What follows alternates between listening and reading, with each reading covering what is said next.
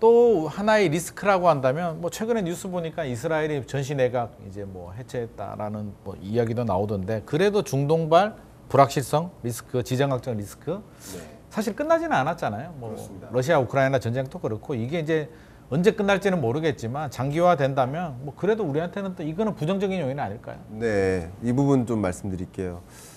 IMF가, 월드뱅크가, OECD가 3대 경제 연구 경제 관련 국제 기구가 여기에 더하면 월드 이코노믹 포럼도 마찬가지 24년 경제를 뭐라고 지정했는지 아세요? 한 단어로 영어로 먼저 말씀드리면 Geo-economical fragmentation, 굉장히 어려운 단어입니다. 지경학적 분절화라고 썼어요. 이게 뭐냐? 이 fragmentation, 분절화는 글로벌라이제이션의 반대말이에요. 지구촌화되고 있다. 하나의 지구본처럼 서로가 서로 뭐 국제적으로 교류하고 다국적 기업들이 서로 이렇게 이런 것들, 예를 들어서 미국 맥도널드가 러시아에 입점하고, 이게 글로벌라이제이션, 쉽게 말하면. 반대로 이게 그러니까 레고 블록으로 지구본을 만들었다가 레고 블록이 다 흩어져요. 블록 경제화돼요. 동맹국끼리만 경제 교류를 해요.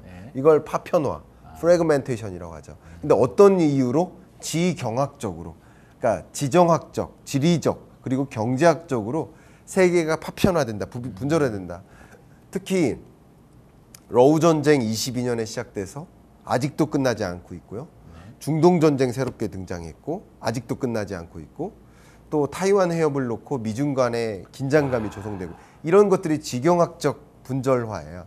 이런 지정학적 리스크가 고조되니까 많은 투자자들이 뭐 하려 합니까? 안전자산을 선호해요. 그 안전자산을 선호하는 그 현상으로서 나타나는 게 뭐죠? 금값이 치솟고 또 달러 값이 치솟는 거예요. 이런 요소들이. 근데 이 지경학적 분절화가 24년 경제의 가장 주된 글로벌 경제 트렌드인데, 근데 이 지경학적 분절화의 정도가 24년 초에 강했나요? 지금이 강했나요? 초에 강했죠. 그렇죠. 예, 특히 중동발 불안이 고조되면서 이게 나타났었거든요. 근데 지금은 역시 뉴노멀이 되는 거예요. 중동 전쟁. 그러니까 러우 전쟁 가지고 걱정하지 않아요. 공포감이 없어요. 이제 그렇죠. 중동 전쟁 가지고 공포감 없어요. 이제 뭐 익숙해졌죠. 우리나라도 사실 분단 국가고 휴전 상황이지만 그 휴전 상황으로 불안해하지 않는단 말이에요. 근데 당장 휴전됐으면 불안해하겠죠. 이게 뉴노멀이 이렇게 무서워요. 그만큼 지경학적 분절화라는 지정학적 리스크가 24년 상반기에 굉장히 주된 소재였는데, 이게 장기간 지속되다 보니까 더 이상 이 문제가 되지 않는다는 거예요. 그래서 지정학적 리스크가 더 구조적인 경제적인 어떤 영향을 주진 않는다, 이렇게 먼저 말씀을 드리고, 다만 특히 중동발 불안이 다시 고조되고 또 중동의 전쟁이 확전되는 양상으로 간다면 어떤 요소를 우리가 우려해야 되냐면 바로 국제 유가의 급등이죠.